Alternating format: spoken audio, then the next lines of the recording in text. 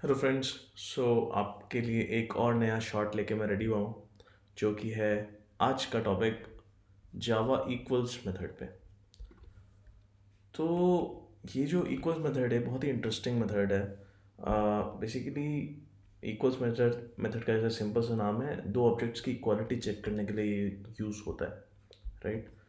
तो इसका थोड़ा सा ना एक खेल है। जैसे मैं आपको जावा डॉट ऑब्जेक्ट क्लास, ये हर क्लास की वो है, माता है, right. This is the basic class of all the Java classes. अब इसमें आपको मैं इक्वल्स फंक्शन दिखाता हूँ। सो इक्वल्स फंक्शन आई थिंक यहीं कहीं आ गया है। अब इसकी डेफिनेशन देखिए, बहुत ही इंटरेस्टिंग है। तो ये एक ऑब्जेक्ट के अंदर है, तो ये ऑब्जेक्ट डॉट इक्वल्स आप कॉल करेंगे किसी ऑब्जेक्ट के साथ, और आप पैरामीटर में एक और कोई ऑब्जेक्ट देंगे। तो आप ऐसा मान लो कि आप object one dot equals call कर रहे हो और ऑब्जेक्ट टू को एज अ पैरामीटर दे रहे हो।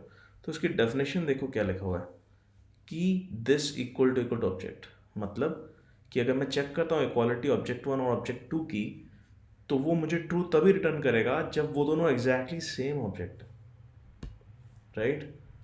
तो आप समझ पा रहे होंगे ये तो बड़ा बहुत ही रेस्ट्रिक्शन है, बड़ा कॉन्स्ट्रेंट है। मतलब लेट्स ये एक क्लास है जिसके अंदर मैं दो वेरिएबल, एक वेरिएबल डिफाइन कर देता हूँ सिंपल सा एंड टाइप, ठीक है। और मैं एक कर देता हूँ पब्लिक स्टैटिक वॉइड मेन,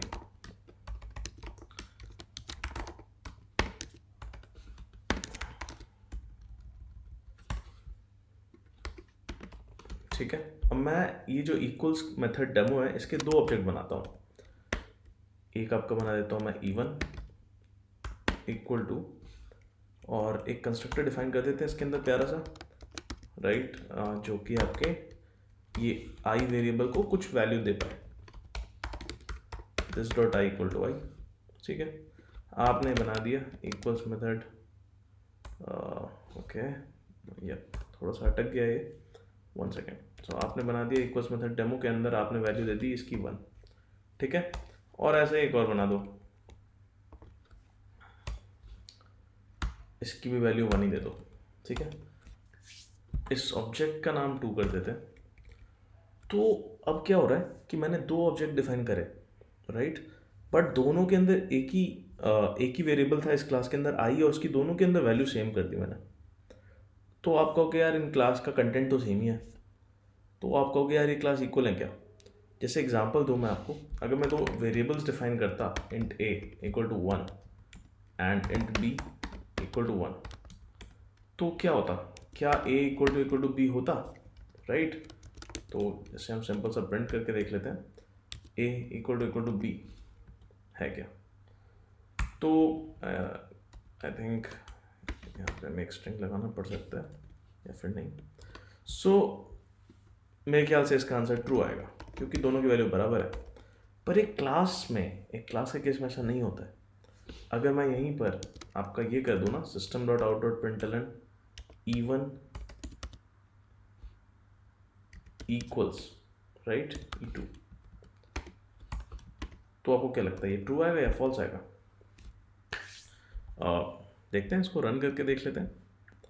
यहाँ पे मैं थोड़ा सा कमेंट कर देता हूँ, E1 इक्वल्स E2,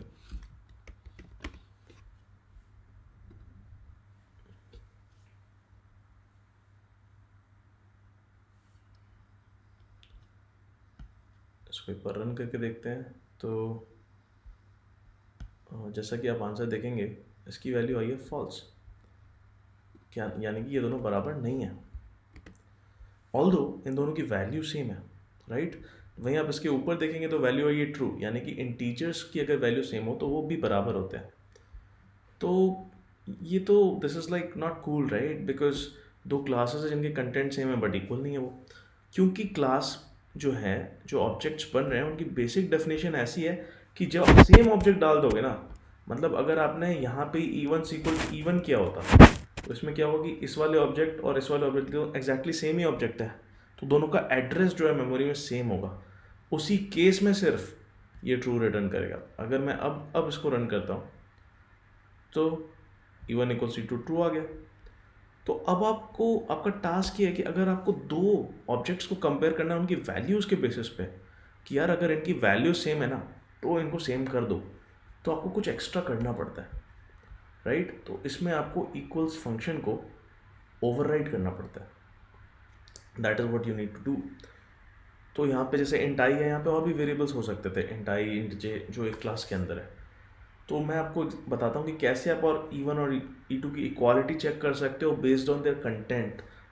ओके, तो उसके लिए आपको ओवरराइड करना पड़ेगा इक्वल्स फंक्शन को, जो कि यहाँ पे डिफाइंड है ऑब्जेक्ट क्लास के अंदर, जिसको ये सभी इनहेरिट करते हैं। ओके, तो उसका तरीका ये है कि आप, एक तो ये चीज़ है, एक और चीज़ आपको मैं बता दूँ, एक बड़ा इंपॉर्टेंट कॉन्सेप्ट है, वो ये है कि एक होता है हैश कोड, एक और फंक्शन होता है ऑब्जेक्ट क्लास के अंदर हैश कोड, ठीक है। तो हैश कोड बड़ा इंटरेस्टिंग ऑब्जेक्ट है, क्योंकि ना अभी अब इक्वल्स की डेफिनेशन देखो तो कर क्या रहा है, ये कह रहा है कि ये जो ऑब्जेक्ट है जो पैरामीटर में पास हो रहा है, क्या इसका एग्जैक्ट सेम एड्रेस है उस ऑब्जेक्ट से जिसका इक्वल्स हम कॉल कर रहे हैं। बेसिकली आप ये चेक कर रहे हो कि दोनों सेम ही ऑब्जेक्ट होने चाहिए एकदम। तो एक और फंक्शन है हैश कोड, जो उस ऑब्जेक्ट का एड्रेस लेके ही बनाया जाता है। ओके, और हैश कोड जो फंक्शन है ना, वो बेसिकली अंदर ही अंदर इक्वल्स वाले फंक्शन को यूज़ करता है। तो अगर जब भी आप इक्वल्स फंक्शन को चेंज करते हैं ना, तो आपको हैश कोड फंक्शन को भी चेंज करना पड़ेगा, नहीं तो इशू आ जाएगा। ओके, तो हैश कोड फंक्शन का देखो आप क्या लिखा हुआ है, if this object is same as the object argument, तभी ट्रू होगा ये, नहीं तो ये फॉल्स दे देगा। दूसरा फंक्शन है हैश कोड।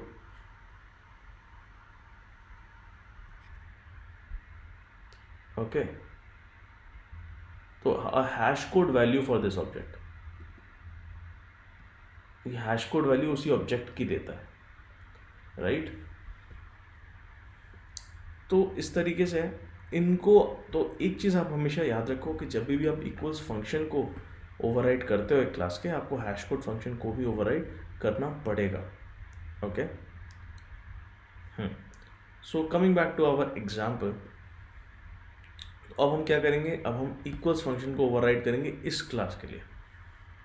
उसका एक तरीका जो बड़ा इजी सा है वो है, अगर आप लॉम्बॉक यूज़ करते हैं तो, लॉम्बॉक यूज़ करते हैं तो आप, और लॉम्बॉक से भी कर सकते हैं, इक्वल्स एंड हैश कोड करके एक एनोटेशन होता है लॉम्बॉक में, अगर आप वो यूज़ करेंगे तो एक ही साथ ओवररिडन हो जाएगा। ओके, अभी तो मैंने नहीं किया हुआ है, तो वो एक अच्छी बात है, क्योंकि हर कोई लॉम्बॉक यूज़ भी नहीं करता, तो मैं आपको डायरेक्टली करके दिखा दूंगा, राइट। तो यहाँ पे आपको करना है तो आप कर सकते हो पब्लिक बूलियन इक्वल्स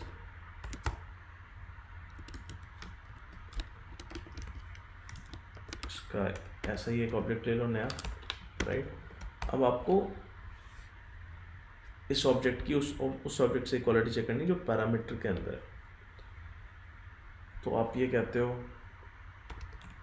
कि अगर ये वाला जो पैरामीटर के अंदर है, ठीक है, अगर ये नल है, राइट, तब तो वैसे ही आपका फॉल्स हो गया भाई, नल से तो इक्वालिटी होगी नहीं, राइट। इफ दिस डॉट आई, जो इसका वेरिएबल है, is not equal two equals dot, ऐसा नहीं होना चाहिए। तो जैसे आपका प्राइवेट वेरिएबल है तो इसका एक गेटर बना देते हैं, पब्लिक इंट गेट आई। कभी भी वेरिएबल्स डायरेक्टली यूज़ नहीं होने चाहिए कंपैरिजन में, सो उसके लिए हम एक बना देते हैं, तो डॉट गेट आई। अगर ये दोनों बराबर नहीं है, क्या है कि मतलब इक्वालिटी नहीं है, तो अगेन आप फॉल्स रिटर्न कर दो, और नहीं तो आप ट्रू रिटर्न कर दो। Cool, cool, right. ओके, तो हैश कोड फंक्शन को भी आपको करना पड़ेगा ओवरराइड। अभी मैं वो नहीं कर रहा हूँ, but just remember that if you are using a Lombok parameter, तो आप एक बार नोटेशन यूज़ करोगे @equals एंड हैश कोड, उसी से आपका हो जाएगा। अब जो है क्या किया मैंने, अब ये even.equals जब कॉल होगा, तो क्योंकि मैंने खुद से यहाँ पे फंक्शन डिफाइन कर दिया इक्वल्स, तो ये ओवरराइड कर देगा बेस क्लास वाले फंक्शन को। ओके, ये कर देगा ओवरराइड। सो ओके, ये कहता है कि method does not override from its base class, तो मैंने इसको थोड़ा सा चेंज कर दिया। अब ये ओवरराइड करेगा। अब आप कहोगे कि यार ये तो हेड हो गया, वो इसलिए क्योंकि ये इक्वल्स मेथड अभी ऑब्जेक्ट का पैरामीटर है, तो इसको आपको उसको पहले कास्ट करना पड़ेगा। ओके,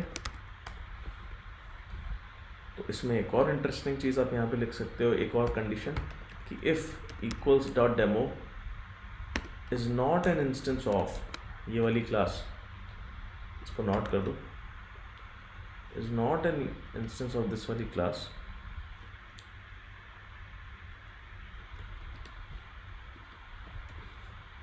तो भी रिटर्न कर दे फॉल्स।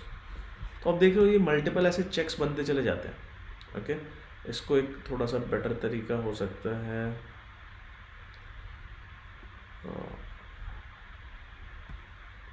हम यहीं पे कर देते हैं इसको।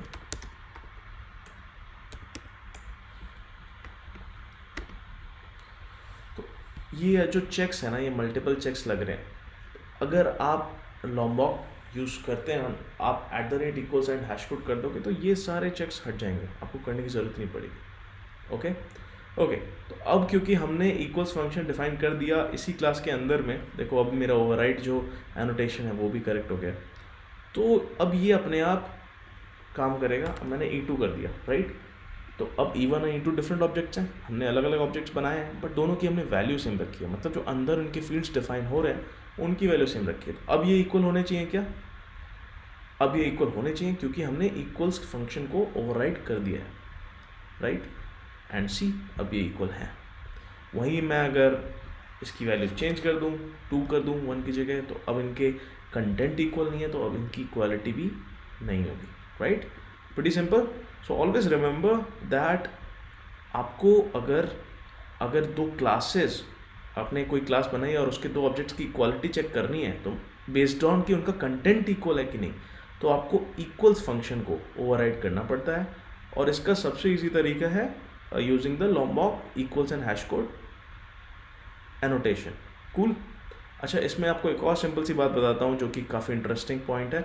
आप कहोगे यार स्ट्रिंग की इक्वालिटी तो हम चेक करते हैं, एंड आपको पता हो तो स्ट्रिंग एक इम्यूटेबल क्लास है। तो जैसे अगर आपने एक स्ट्रिंग बना दिया s1 = सम डेमो और समथिंग, और आपने स्ट्रिंग s2 = s1 भी कर दिया, तो भी ऐसा नहीं है कि s1 और s2 सेम हो जाएंगे। ये दोनों अलग अलग वेरिएबल्स हैं, ये लोग दोनों सेम इस वाले स्ट्रिंग को पॉइंट कर रहे हैं, बट दोनों अलग अलग हैं। ओके, तो लेकिन अगर मैं इक्वालिटी चेक करूँगा, समझ रहे हैं आप, ये दोनों एक्चुअली अलग है।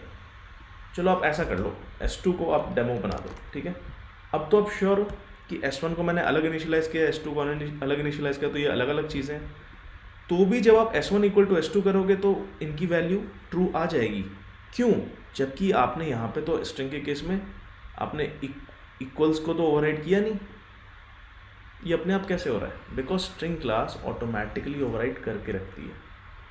जैसे आप देखोगे ना, इस स्ट्रिंग क्लास के अंदर का जो इक्वल्स फंक्शन है, इन्होंने ऑलरेडी देखो खुद से डिफाइन किया हुआ है।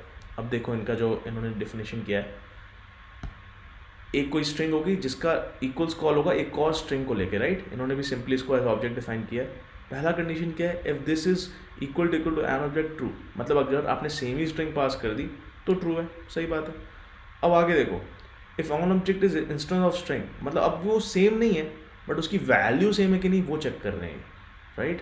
तो इस string another string equal to, पहले इसने इसको कास्ट किया, एंड इसके बाद दोनों कैरियर बनाए दोनों के, और फिर दोनों को ये बराबर बराबर से कंपेयर कर रहा है कि इसका कैरेक्टर ith पोजीशन पे, v1 का कैरेक्टर ith पोजीशन में v2 के कैरेक्टर ith पोजीशन के बराबर है कि नहीं है। अगर नहीं होता है तो फॉल्स रिटर्न कर देता है, और अगर सेम होता है तो आगे बढ़ता रहता है i++ करके, और फाइनली ये रिटर्न ट्रू कर देगा अगर सब सही चल गया, राइट। इसीलिए आपको जब आप स्ट्रिंग्स को कंपेयर करते हो ना, तो आपको ये चिंता करने की ज़रूरत नहीं पड़ती कि वो दोनों स्ट्रिंग सेम ऑब्जेक्ट हैं कि नहीं है। आप सिर्फ उनकी वैल्यूज़ को कंपेयर करते हो। क्यों? क्योंकि स्ट्रिंग क्लास के अंदर ऑलरेडी इक्वल फंक्शन को ओवरराइड कर दिया गया था JDK के अंदर। Cool, make sense. So always remember कि आपको स्ट्रिंग फंक्शन को जब भी आपको दो ऑब्जेक्ट्स को कंपेयर करना है based on their values, their content, ना कि उनके एक्चुअल एड्रेस पे, राइट। तो आपको हमेशा इक्वल्स फंक्शन को ओवरराइड करना है simply @= and hash code add करके। That is the easiest way. नहीं तो आपको उसी तरीके से फंक्शन डिफाइन करना पड़ेगा इक्वल्स इन योर क्लास, जैसे कि मैंने किया था। Okay, if you have any doubts just feel free to comment on below the video. Okay, thanks guys.